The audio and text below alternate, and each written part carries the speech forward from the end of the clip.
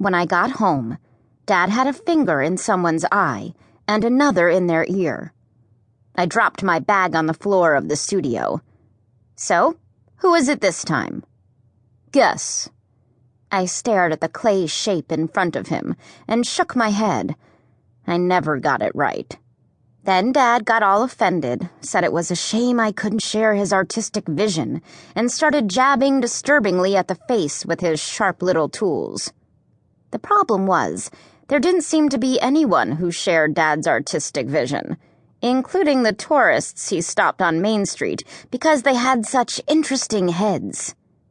When Dad presented them with their clay head, which always managed to look both like them but not, as if they were slightly out of focus or something, they nodded thoughtfully. They took a step back, sometimes two, and said things like, "Oh, how interesting," and, "Well, you've certainly put a lot of work into it," and, "What's that lumpy bit on the side there?" Then they checked their watches and muttered something about not much space in the car and wouldn't last 2 minutes around the kids and no, you keep it and oh, please, I insist. Usually, the heads ended up in our backyard. Their weird angles and smashed features staring out from bushes and long grass and the forks of gum trees like some kind of creepy zombie museum. I studied the misshapen lump of clay. Was it even a head yet? Maybe that bit in the middle was a nose. On the other hand, it could just be a blob Dad had left there by accident. I grinned and shook my head. Dad sat back on his stool and sighed. "I probably shouldn't be doing this now anyway." He motioned at the mess of half-finished work piled around us. All the pots and plates and other touristy knickknacks he was supposed to be getting ready for the summer tourist season.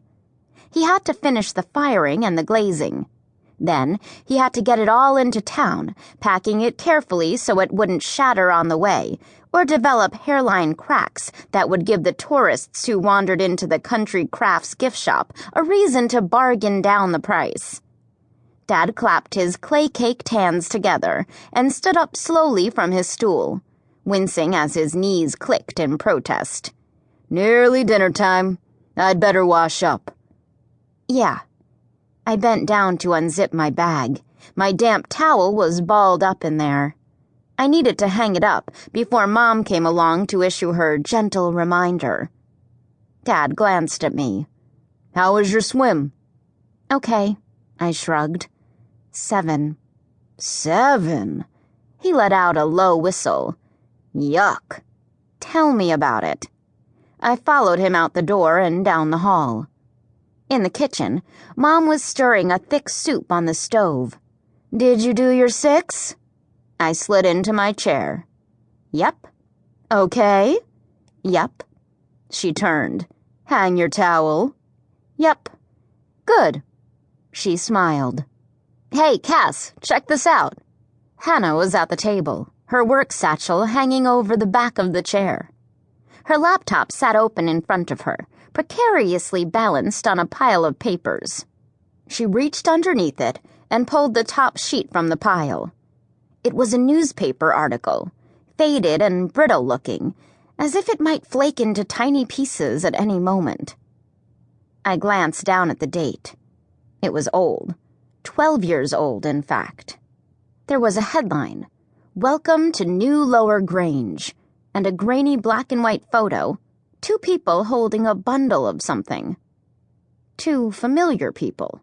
Mom with a tired smile, Dad with a deer-in-the-headlights expression. A bundle of me. Hannah grinned. "I was just telling Mom." She made air quotes with her fingers. "First baby born in New Lower Grange. You're going to be in it, Cass." I stared at her. "Me?" I didn't need to look at Hannah's laptop to know what she was working on. It was the centenary book. Everyone in town knew about it. In the first place, it was that kind of town, so small everyone couldn't help but know everyone else's business. In the second place, this was the biggest news